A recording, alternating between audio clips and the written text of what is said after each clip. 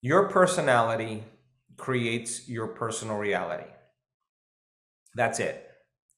And your personality is made up of how you think, how you act, and how you feel. So the present personality who's listening to this podcast has created the present personal reality called their life. So if you believe what I just said, then in order for you to create a new personal reality, a new life, you're going to have to change your personality. In other words, nothing changes in your life until you change. That's the way it is. Welcome to the Success Podcast, Dr. Joe Dispenza. Thank you for taking the time. How are you? I'm very good. I'm very happy to be with you, Alex. Nice. And the clock right now for you, where are you right now? I am in California in the United States. I just got back from a 2 week trip to Turkey. We ran a week-long event in the south in Antalya. We had 76 different countries Wow. represented with just under 1,100, 1,100 people there. And it was a super successful event. And I'm back in the United States for just a week or so. And coming out of the pandemic, how were the reactions? Well, one of the things that I feel is so important is to do live events. I think when you get a community of people together that are all practicing personal change and transformation, and they're being defined by a vision of the future and are willing to step outside of their comfort zone or out of the known, something magical happens. And so we follow all the protocols and precautions for the pandemic. We test before and after, and we do what we need to do to meet, to be together. And so we've been running. I think that was our sixth week-long event since last November. Yeah, you were in Florida also, and Colorado. Yes, Colorado, Florida a few times, Mexico several times, and this was our first event in the European area there. So we were happy to be back, and just a lot of happy people also to be together. Have you thought about to have a retreat in Sweden, for instance? Yes, it's funny that we have two corporate trainers that we have a corporate consulting branch of this company that are from Sweden, and they were at the event in Antalya, and we were talking about coming to Sweden and to do a progressive workshop, a 3-day workshop, and that's it's in the making, it's in the works right now. So yes, we're planning on coming to Sweden. Yeah. That's great. That's great. And it is remarkable that you are transforming people's life and helping them to unlock their greatest potential of becoming supernatural. How did this passion, Joe, begin? I think more than anything else, I think there's this feeling that we all have that never seems to go away, and it's an intuition, it's an instinct that tells us that there's more to reality than this dream. And I think that people come to this work for that feeling. And I think that we're greater than we think, more powerful than we know, more unlimited than we could ever dream. And my passion, my interest is to take science and combine quantum physics with neuroscience, with neuroendocrinology, with psychoneuroimmunology, with the epigenetics, electromagnetism. And I think science is that language to demystify the mystical and to build models of understanding from a theoretical and intellectual, knowledge-based, analytical perspective.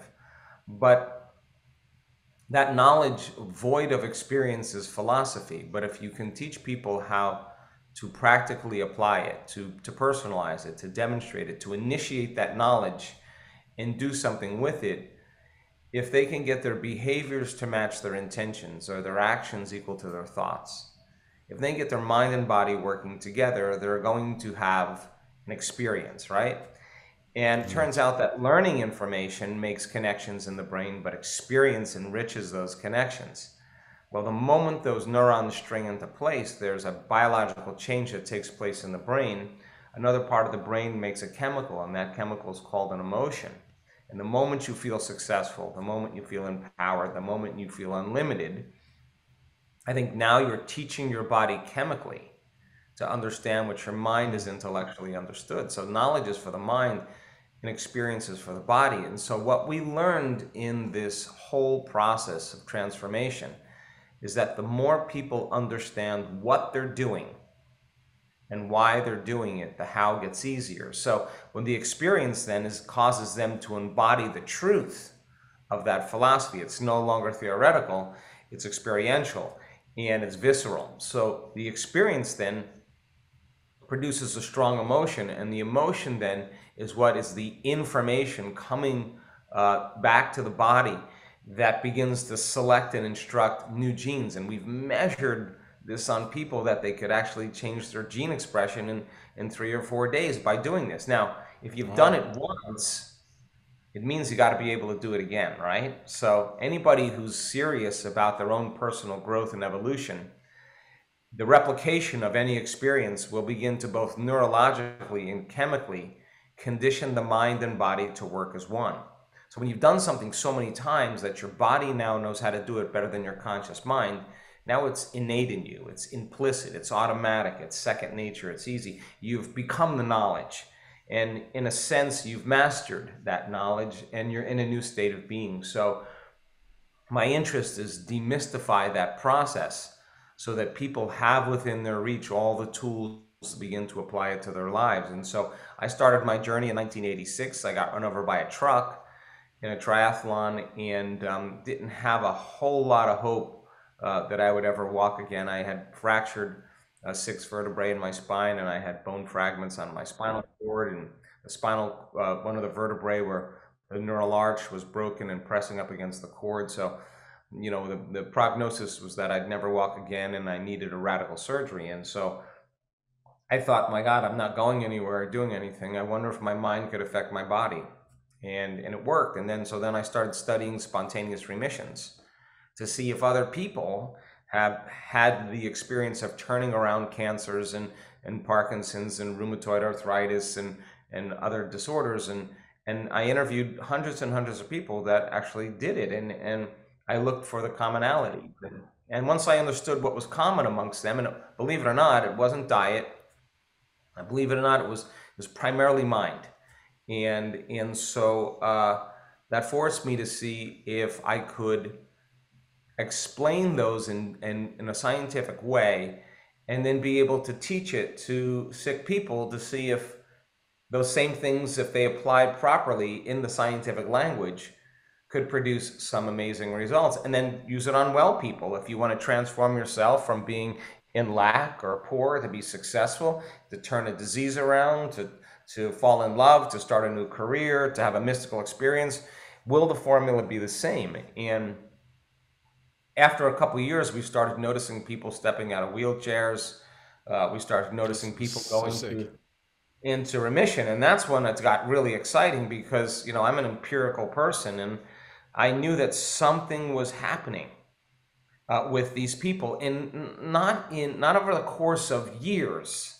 I'm talking about right before my eyes. Like, there's a person in a wheelchair from MS, multiple sclerosis, in a wheelchair for 10 years, step out of a wheelchair and start dancing around. And I have to tell you, I was more surprised than anybody, you know, when I saw that. That's sick. It's crazy, right? It's a miracle. Yeah. So, and how is that possible? Well, that's a great question. And you have to really begin to demystify the process because anything that we do that is matter trying to change matter. You want to get healthy, you got to change your diet, you got to exercise, you got to do certain things, you got to sleep better, you got to take vitamins, you got to get massage, you got to get acupuncture, chiropractic, you got to take drugs, whatever you got to do to get physically, chemically, and emotionally in balance. All of that takes time. So what we were seeing was that these things were happening in no time. In other words, the person was having an inner event that seemed to be as real as any external outer event. Now, the end product of an experience, in any experience we have, is called an emotion. That's the chemical feedback. The research on epigenetics, Alex, says that it's the environment that signals the gene. So if the environment signals the gene, and the end product of an experience from an environment is an emotion, I realized that these people were signaling genes ahead of their environment. Now, genes make proteins, and proteins are responsible for the structure and function of our bodies, and the expression of proteins really is the expression of life. So, in a sense, the person was making an inner experience so real that the brain and body didn't know the difference between the real life experience and the one that they were imagining. And we saw biological changes in their brain. We saw biological changes in their body. So we started doing thousands and thousands of brain scans, measuring people's brains before they came to an event, putting them through 4 days or 7 days of training, and then measuring their brain at the end of 4 or 7 days, and it was a different brain. The changes weren't just in their mind, they were in their brain. We were checking people's heart rate variability monitor to teach them how to sustain an elevated emotional state, not just for 5 minutes, but to be able to do it for 45 minutes on command so that they could self-regulate in their life and slow down their reactions and responses to people and conditions in their life that would weaken them. Their fear, their anger, their hostility, their resentment, their impatience, all of those emotions take energy for the body, and the response is weakening the body. So we measured gene expression. We saw that people can change their genes in 4 days. We measured the immune response when people give up fear or impatience or resentment and start practicing elevated emotions like gratitude and appreciation and inspiration, love. How it strengthens the immune system. We saw that telomeres actually lengthen when people do the work properly. So we have great evidence in our scientific measurements, and some of the scientific measurements that we are doing right now is changing the course of history. We are proving to people right now how powerful they really are. We have such compelling evidence that advanced meditators are more resistant to viruses. We have the data to show that cancer cells do not do well in the plasma of advanced meditators. We know that advanced meditators' plasma will downregulate the genes for Alzheimer's. We have evidence to show that there are a host of very powerful biological changes that take place where people practice this simple formula of creating coherence in their brain and their heart. And when you have coherence in the brain and the heart, that's the door to so many possibilities. And we've been working pretty hard in demystifying the process. Yeah, but Dr. Joe, how can the power of meditation change past traumas, experience, and memories? Yeah, well, that's a great question. Well, think about this. A memory is just where neurons actually connect. So you learn a bit of information, right? You learn how to ride a bike. You read a book about it. You read a book on how to cook Mandarin cuisine. You read a book on how to dance the salsa. All of that information is stored in your thinking neocortex, right? So it's philosophical. So a person has a trauma, right? The stronger the emotion that they have from that event, the more altered they are inside of them, the more the brain freezes a frame and takes a snapshot. And that's called the long-term memory. And that image, or those series of images, are embossed neurologically in the brain. So the stronger the emotion, the more we pay attention to the cause. And that's what creates the memory. Now, here's the problem.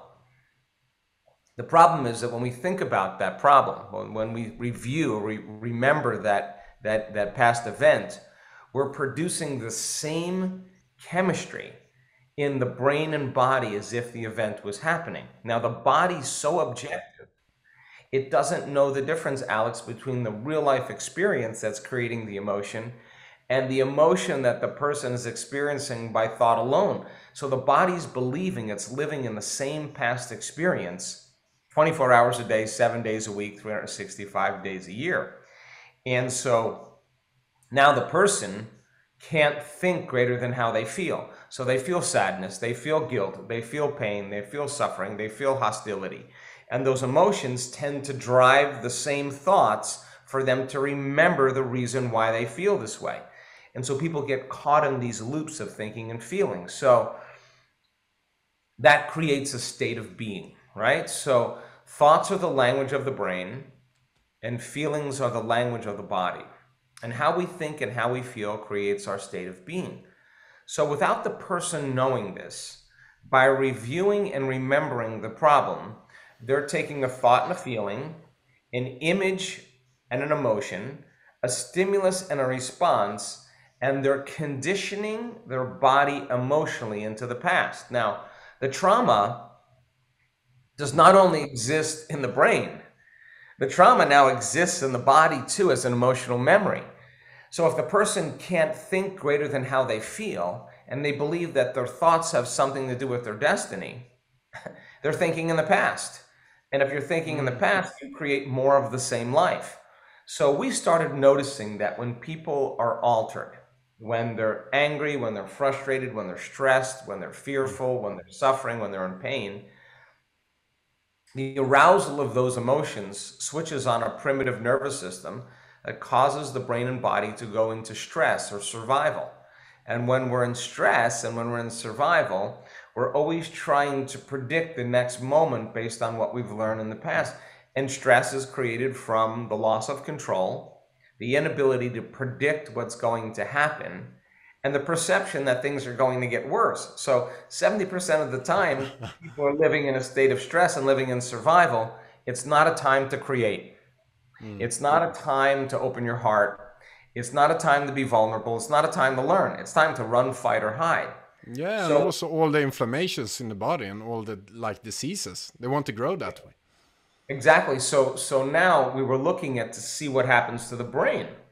Well, when we're in stress and that person's in trauma and they're trying to control everything in their life, they're shifting their attention from one person to another problem, to another thing, to another place, to another object.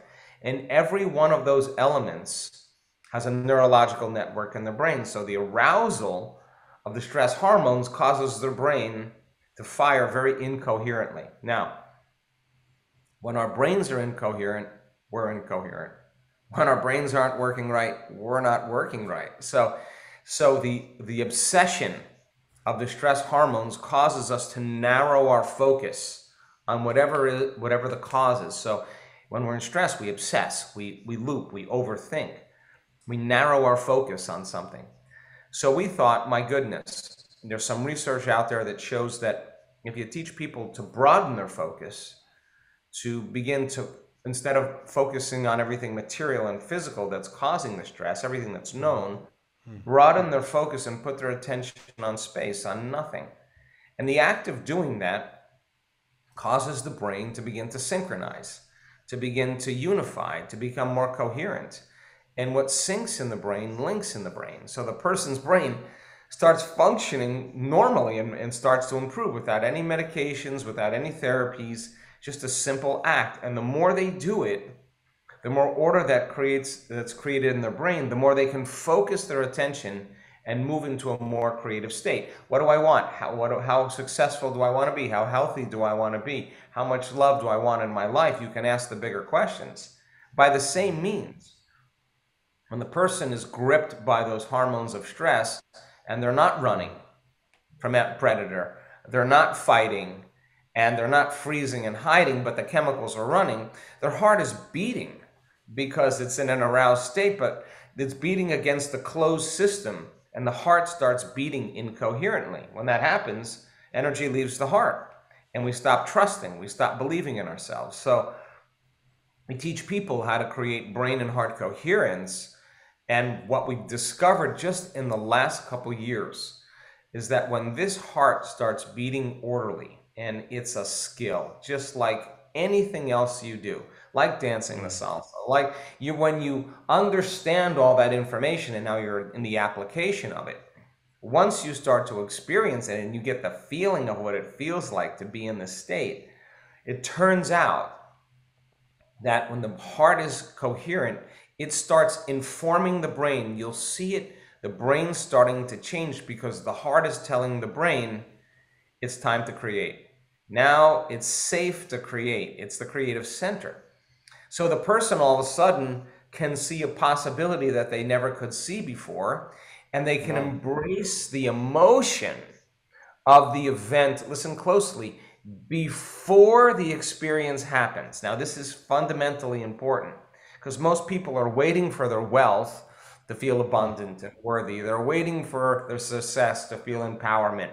They're waiting for their new relationship to feel love. They're waiting for their healing to feel gratitude.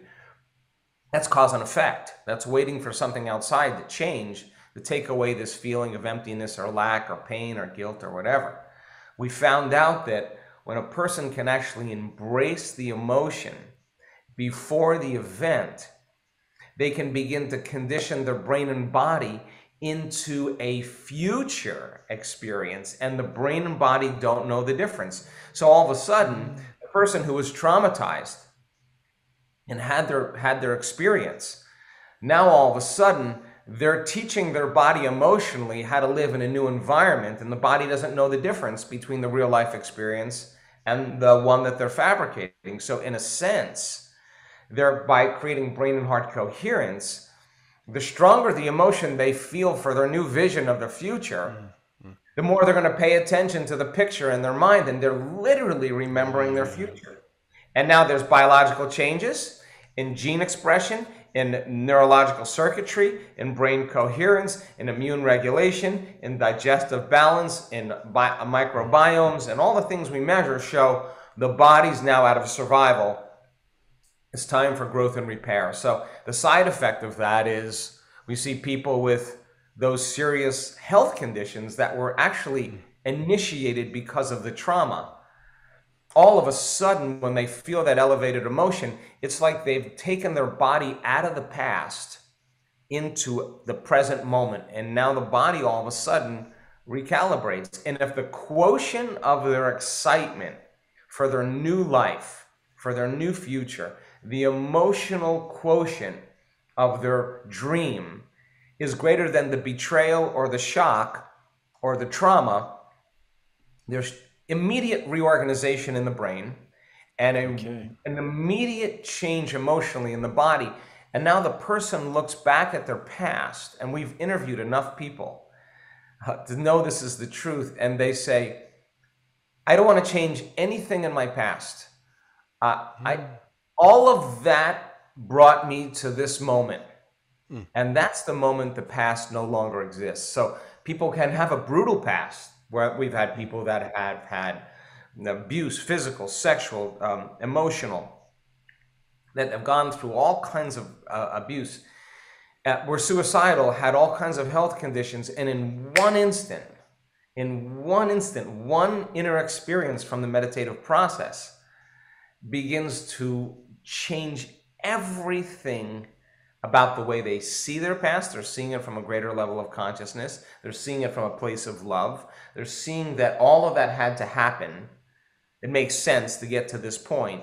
And now they're no longer victimized by their disease. They're no longer victimized by their past. In fact, they'll tell you, that had to happen for me to have my healing. Now, they're in a new state of being. The disease, the trauma exists in somebody else. They've just become somebody different. And so the side effect of that is we've seen blind people see, we've seen deaf people hear, we've seen people in wheelchairs that have been paralyzed from strokes step out of wheelchairs. We've seen people with all kinds of rare genetic disorders that science had no solution for. There it is, and then it's gone. So a crazy time in history for us, because our science is just so compelling to show that it all lives within you. Yeah, that's amazing. That's amazing. I like to hear you speak. But for the audience that listen right now and feel like, yeah, I want to empower this. I want to do these tools. What should they do? Is it like they have to meditate every day? Is it like they have to work with their negative thoughts? Or what is the steps? What should they do? Okay, let's break it down really simply, okay? Your personality creates your personal reality. That's it. And your personality is made up of how you think, how you act, and how you feel. So the present personality who's listening to this podcast has created the present personal reality called their life. So if you believe what I just said, then in order for you to create a new personal reality, a new life, you're going to have to change your personality. In other words, nothing changes in your life until you change. That's the way it is. So it turns out the 90% of the thoughts that we think on a daily basis are the same thoughts as the day before. Same thoughts lead to the same choices. Same choices lead to the same behaviors. Same behaviors create the same experiences. The same experiences produce the same feelings and the same emotions, and those same feelings and emotions begin to influence our very same thoughts. And our biology, our neurocircuitry, our neurochemistry, our hormones, our gene expression, our immune system, all stay the same because we're staying the same. So then there's a principle in neuroscience that says that nerve cells that fire together, wire together. You keep thinking the same thoughts, you keep making the same choices, you keep doing the same things, you keep creating the same experiences that stamp the same networks of neurons into the same exact patterns, all for the reaffirming of the same feeling, and you do that for 10 years on end. The firing and wiring of those circuitries begins to hardwire the brain into a very finite signature. That box in the brain that's created is the same level of mind. And if you keep doing that, it becomes automatic. And it turns out that 95% of who we are by the time we're in the middle of our life is a set of memorized behaviors, automatic emotional reactions, constant habits, hardwired attitudes, beliefs, perceptions that have happened just because we've just fired and wired it the same way. So there's a good possibility then, in order for us to change, we better start thinking about what we've been thinking about and change it. We have to become conscious of our unconscious habits and behaviors and modify them. We got to look at these feelings that we feel every single day, and instead of just thinking it's a feeling, say, what is this? Is this guilt? Is this sadness? Is this unhappiness? Is this pain? Is it frustration? Is it resentment? What is the feeling that I'm living by the majority of my day? Now, that's lighting a match in a dark place. In neuroscience, it's called metacognition. The word meditation means to become familiar with. That's what it means. So the more familiar with you are, I can't, it's too hard, I'm never going to change, it's my ex's fault, it's my boss's fault, it's my country's fault, it's the government, it's the weather, it's my pain, whatever that thought is that you accept, believe, and surrender to on a daily basis that's automatic, you have to become so conscious of that unconscious thought that it doesn't slip by your awareness unnoticed. You got to catch yourself saying, I'm tired, I'm unhappy, it's someone else's fault. Do you complain? Do you blame? Do you make excuses? Do you feel sorry for yourself? That personality has to change in order to create a new life. So then you have to become so aware of your unconscious habits that you don't go unconscious to them in your waking day. Then you got to sit in the fire of those emotions. And you got to watch those emotions come up, and you have to sit with them and know that there's something on the other side of them. Now, this is where most people get up and say, I can't meditate, or I'm going to call up my friend, or I'm going to get on social media and make a post. I'm going to turn on the football game. I'm going to get distracted because I need something out there to make this go away. And what we're saying is we're not relying on anything out there. That's the hypnosis. That's the conditioning. We want you to just become so familiar with that feeling that you catch yourself in your waking day. The moment you start feeling sad and your energy drops, you catch yourself. So there's an unlearning process, or a breaking the habit of being the old self process, that requires a lot of attention, a lot of awareness, and it takes energy. You got to stay conscious, right? So That unlearning process, then, the hardest part about change is not making the same choices you did the day before. And the moment you decide to make a different choice, get ready, because you're going to feel uncomfortable. It's Yeah, not it going is to like feel that. familiar. It's going to feel yucky. It's going to feel unpredictable. It's not going to feel good, because even people who feel sad and suffering, at least they can feel that, and that's familiar to them. So you're stepping out Mhm. of the known into the unknown. Now, if you've done something so many times that your body now knows how to do it better than your mind, that's a habit. So then the body, who's been conditioned into negativity, into sadness, into suffering, into pain, all of a sudden is saying, hey, Alex, it's been 2 hours since you've been complaining. I mean, you've been complaining for the last 20 years. You're just going to stop like that? So the body starts trying to influence the mind to return back to the same familiar territory. So the emotion starts saying, come on, you're a loser, you'll never change, it didn't work last time, start tomorrow. And those are the thoughts that are being influenced for the body, that are the same thoughts that people think all the time. So if they respond to that thought's going to lead to the same choice. That same choice is going to lead to the same behavior. The same behavior is going to create the same experience. The same experience is going to produce the same feeling. And they're going to say, oh, this feels right. Well, no, it feels familiar. The person who's crossing that river from the old self to the new self, that place, that discomfort, is not the known, it's the unknown. And that is the perfect place to create in. So then if you teach a person, then what thoughts do I want to fire and wire in my brain? And with a certain amount of presence and attention and intention, they can begin to fire and wire those thoughts. Now, they're installing hardware in the brain. Keep doing it over and over again, and it becomes like a software program. It becomes more automatic. Now, that's the new voice in your head that says anything's possible. I can change. I'm worthy of success. I'm worthy of abundance. You program that. Nobody else did. You program that. Then you say, okay, how am I going to be with my family? How am I going to be in my relationship? How am I going to be in traffic today? How am I going to be on my Zoom calls? What would greatness look like today?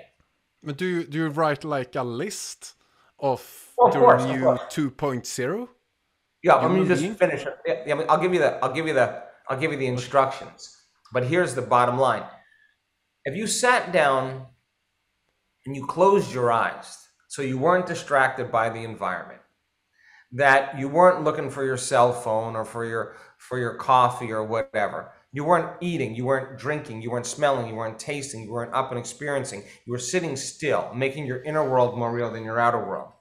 And you rehearsed in your mind, you look like an athlete, and you rehearsed how you were going to be in any of those situations. The science of mental rehearsal says you can change your brain to look like you already did it. Mm. So with the practice of rehearsing how you're going to be in certain circumstances, you install more neurological hardware. The brain doesn't know the difference between the real life experience and what you're imagining. Do it enough times, install the hardware, it becomes a software program. Side effect, you start acting like that person. You start acting happy. Nobody did that for you. You installed the program. Then you say, okay, I'm not going to wait for my healing to feel gratitude. I'm not going to wait for my new relationship to feel love. I'm not going to wait for my success to feel abundance or empowerment. I'm going to teach my body emotionally what it feels like before the experience. Now, this is where the rubber hits the road, because you got to trade all those other emotions and you got to find that emotion and you got to be able to feel it and you got to condition your body into that state. Now, that is the reinvention of self. That is the relearning process. That is changing from one personality to another personality. Now, if you are a new personality and you're thinking differently and you're acting differently and you're feeling differently and you're not the old personality, then there should be evidence in your life by some synchronicities, some opportunities, some coincidence. Something comes to you. You don't have to go and get it in time. Somehow the opportunities seem to be flowing to you. And that's when you start paying attention to what you've been doing inside of you and you do more of it. So, simple process. You want to change?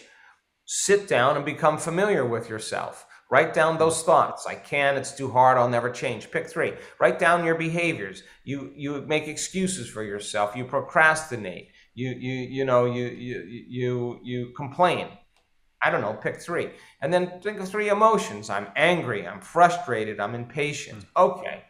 Well, that's the personality that has to go. Because if you want to be the new personality, you can't take anger into the future. That's not the new personality. So what thoughts do I want to fire and wire in my brain? Write them down. What behaviors do I want to demonstrate today? How am I going to be? What would love look like? Write those down and rehearse them in your mind so you prime your brain to do it. And then say, can I stay in my heart and feel love and gratitude independent of anything that's going on in my life? Now, if you can, and you write those emotions down, gratitude, appreciation, a love for life, a joy for existence, inspired, and you practice doing that, you're going to become familiar with a new self, and it's going to become natural and easy, and you become it. And so then people who do this, I ask them, where's the disease? Where's the disease? Where's the cancer? And they'll tell me, oh, it's in the old guy. I'm somebody else. It doesn't belong there. I'm somebody else. And so we see people having those dramatic changes. So meditation is a model that we use because the environment is so seductive that we have to close our eyes and disconnect from the environment. Our body has so many urges, so many things that it needs, and we have to sit our body down and tell it it's no longer the mind, that you're the mind for the next 40 minutes, and you're going to condition it into a new future. You can't be thinking about what you're going to do tomorrow or what you're going to do on your to-do list. You're in the predictable future. You can't be romancing the emotions of the past. You're in the familiar past. You got to labor for the sweet spot of the present moment. That's where the unknown exists. So we've broken it down to teach people really the science of how to do this. And if they follow the formula and they do it the way we ask them to do it, we've seen so many incredible changes. So we have great evidence in our scientific research. We got great evidence in the testimony of people who have changed their lives. And I think evidence right now really is the loudest voice. And last point, everybody already knows how to do this. Everybody has done something great in their life, and they just got clear about their future. And they wrote down all the things, the choices they were going to make, the things they were going to do, their goals, their experiences, how they would feel. They wrote down how they had to stop thinking, what choices they had to stop making. They kept reviewing the things they had to stop doing. They had to stay away from certain people, certain experiences, so they didn't return back to the old self. They got clear on the emotions that would bring them back to no longer seeing the vision of their future, because the emotion causes them to see their future through the lens of the past. And they practice every day, not because they have to, because they understand the process of change. And then when their life starts to change as a result of their inner changes, now it's no longer a have to. It's no longer, oh God, I got to go do my meditation. It's like, I don't want the magic to end. I want it to keep going. And so one of the things I'm proud of with our community is that we're doers, and people do the work not because they have to, but because they love all the amazing things that's happening in their life, and they wouldn't miss a day because they don't want the magic to end. And what is the most effective and fastest way to become supernatural, to become 2.0? Is it like, because I were on your website and you have many kind of products, you have many books, you have meditations, you have workshops, but if you choose one thing to start with, what is that? Oh my gosh, I am such a big fan of information. I think that it's so important for people. Like people say, we have people that come to a week-long event. There are prerequisite courses that they have to, study. And some people say, oh, I've been meditating for 15 years. I'm just going to come and not do the course. and they don't do very well because we use the science as the language, right? There's a language to transformation. And so the knowledge that people learn is so essential for the application. So I don't use any traditional religious, cultural, spiritual words that are going to divide an audience. I use words that really unify a community. So knowledge is the first step. That's learning and making those connections. The research shows if you learn that information and you don't review it, those connections prune apart within hours. So you got to repeat it. You got to review it enough times. Then the practice is so essential. The practice of doing something where you're actually taking that information and practicing it. So people make great strides, and many people heal themselves by reading the books and practicing the meditations.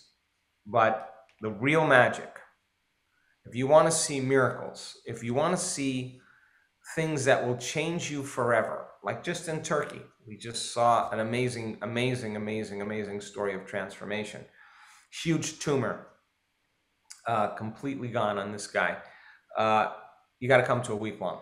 It's 7 days, and our data with the University of California, San Diego, our research team, people who come to a week-long event that are novice meditators, that do a little meditation, but not really into it. At the end of those 7 days, there are so many biological changes that take place in their brain and body consistently, that at the end of those 7 days, they look like an advanced meditator, because the immersion of it is full, where you're going all day, and you're overcoming yourself all day, and you're sticking with it until you break through. And then when you break through, then it's time to create. And then that's when it gets pretty exciting. So I don't think there's a shortcut. I think it's great when you're with a community of people. You know, that's why we're still doing the week-long events, because even during the pandemic, I said we have to figure out a way to keep meeting. So we run large events, as I said, but you know, the key is, I think, the information first, and then after the information, it's being consistent, and it's just like anything else. You hit a golf ball once really well, you want to hit it well again, and so you gotta practice. And so when people start practicing and they're piecing it together, it gets exciting. So I don't think there's a fast track. I understand. I hope you come to Sweden soon. We have a big audience here who want to go in your event, so that's amazing. Oh, listen, we're planning on it. I mean, I literally, the last night of our event in Turkey, I was with my dear friends that are from Sweden, and they were volunteers for the event, and we were talking about finding a way to get there, and we're planning on hopefully next year doing a progressive workshop, which is a Friday night, all day Saturday, and all day Sunday, and that's the basics for people to learn before they come to a week long, and so we're planning on it. We're planning on it. Yeah. I also must ask you this question. You have already talked about it, but one of my biggest problems is that I tend to react quickly to negative situations. How can I cope with anger? Do you have any suggestions or advice? Yeah, I'll tell you the first thing. It's not that you react. We all react. The question is, how long are you going to react? That's the question.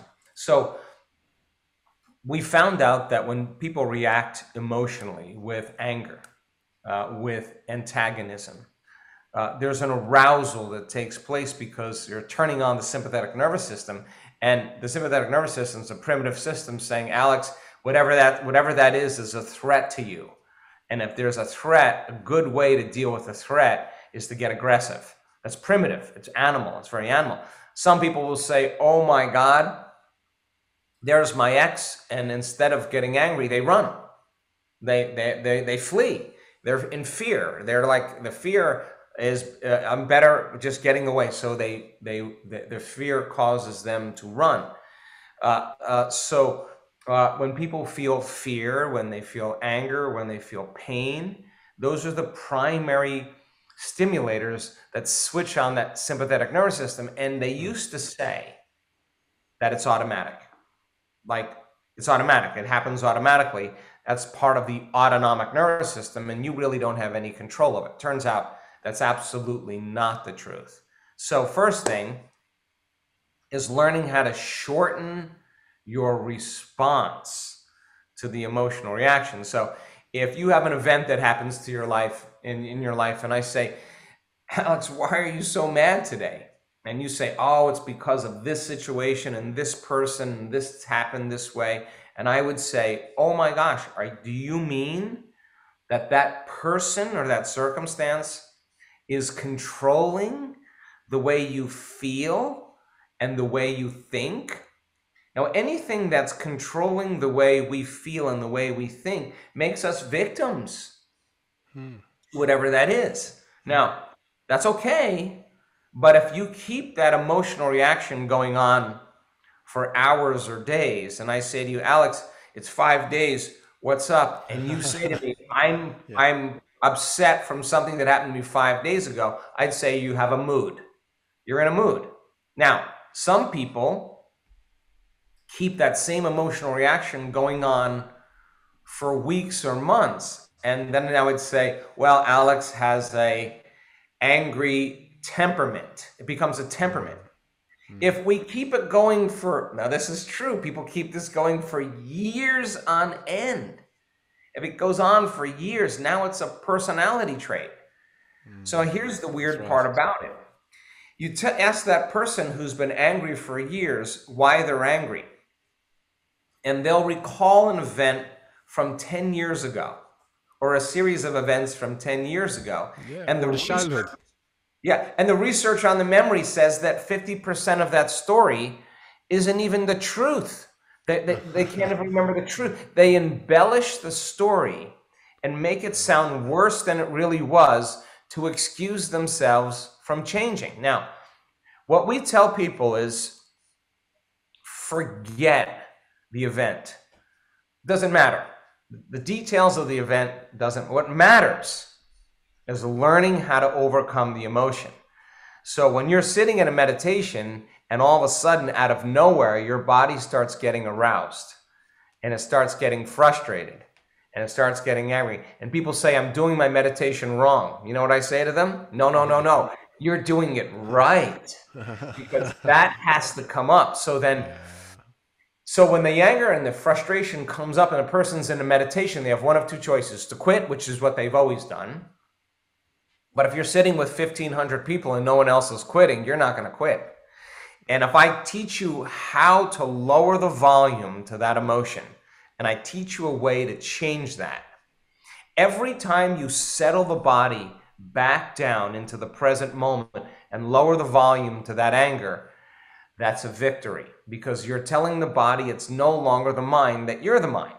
Now, it'll go, well, what about this circumstance? And what about that? And it'll get aroused again. And then you notice it, and instead of turning on the TV or getting on your cell phone or getting on the social media, you lower the volume again. Now, this is the work. It turns out every time you do that victory, you're telling the body that it's no longer the mind, that you're the mind, and then all of a sudden it wants to get up and go. It's busy, it's got things to do, and you become aware that it wants to do that, and you bring it back to the present moment. You're executing a will that's greater than the program. Now, it turns out if you do this enough times, sooner or later the body surrenders. Sooner or later the body acquiesces. It says, I'm no longer the mind, Alex is the mind. And when that occurs, there's a liberation of energy. That anger, that frustration, literally turns into energy. It's released into the field as information. Now, you return back into your life and you see the same person or the same circumstance, your response to them is going to be much less. Why? Because you took care of it within you. You're not trying to fix it out there. It's just that your response is different. So now, if you're no longer responding to the environment and your response to the environment isn't weakening the organism, because stress depletes energy, then you're less susceptible to the environment. And we found out that when people do this, their immune system gets so robust that you can take viruses like SARS-CoV-2 virus and subject that virus to the plasma of advanced meditators, and there's a resistance to the virus. The virus doesn't enter the cell. Why? Because there's energy to be able to combat it. So it's because the person is not reacting. So then shortening your response to that condition is a victory, and it takes practice. And so then how many times do we have to forget and go unconscious and be angry till we decide to no longer forget and keep remembering and stay conscious? That's change right there. So we use meditation as a model to remind ourselves who we're going to be when we open our eyes, and to remind ourselves who we're no longer going to be when we open our eyes, and stay so conscious of it that we don't go unconscious in our waking day. And if we do it properly, then there's feedback in our life that shows us that you've changed. And remember, nothing changes in your life until you change. And when you change your energy, you change your life. That's the way it is. So teaching people how to change their energy every day, and then be a scientist, like, okay, I changed my energy. And I'm not talking about parking spaces appearing. I'm talking about, here comes the dream, here comes the job opportunity, here comes the mystical experience, here comes the healing, here comes the change. Nobody is so special to be excluded from this process. I've seen all skin colors, all races, all cultures, all ages. We have elders in our work that their brains on the brain scan are outstanding. We have kids that are 8, 9 years old that know how to move energy into their brain. We have people that are sick, that are really, really unhealthy, that turn around serious health conditions. You could be in shape, out of shape. You could eat gluten, not eat gluten. You could eat meat, not eat meat. It doesn't matter. You could be anybody you want to be. Just learn the formula, and then practice it so that you see the outcomes in your life. That's when it gets exciting. And if you want to have more about this, if the people are listening right now want more, what should they do? Oh gosh, just go to drjoedispenza.com. I mean, we have an introduction packet. There's a new little 12 lesson course that we created called the Formula for Brain and Heart Coherence. It's 12 30-minute, 40-minute lessons by me, and there's some nice graphics. There's 5 meditations that go along with it. My thing is experiment with it. Okay, I'm going to change the way I think, act, and feel. I do it for 2 weeks, and I'm going to see what kind of outcomes, what opportunities start to show up. I'm going to try it out as a scientist to measure the effects of me at cause. So the Formula is a good thing. The Progressive Workshop is a big, big thing. People, that's where you can really get 9 lessons of a week-long content and really immerse yourself in all the different meditations. The books are available. There's plenty of YouTube stuff. The testimonials, the scientific research that we have on our webpage is super outstanding. And my biggest value is really our community. If you can recommend one of your books, which one should you recommend to start with? Breaking the Habit of Being Yourself. That's a good foundation. When I get lost in my life, I go back to the basics, and that's the basics. That's a good foundation of the unlearning, relearning, breaking the habit of the old self, reinventing the new self. That's a good one for us to practice, and then after that, the placebo, and then supernatural. And I put all the links here in the bio for the website, for the books, for the retreats, everything. Okay, thank you very, very much for taking your time, Dr. Joe Dispenza. It's an honor to meet you, and I hope to see you in Sweden and also maybe in LA. I will get a newborn next week, so not for a while, but well, when you come to Los Angeles, come and visit you. Yes, when you come to Los Angeles, by all means, just get a hold of my staff, and we'll make time to have dinner. Okay, thank you very much, Dr. Joe Dispenza. You're welcome. stort tack att du kollade på den här videon och hoppas du gillade det. Du får jättegärna göra mig en tjänst och tryck tumme upp om du gillar det och även subscriba på kanalen så kommer du få massor av härliga, grymma grejer. Tack för att du kollade.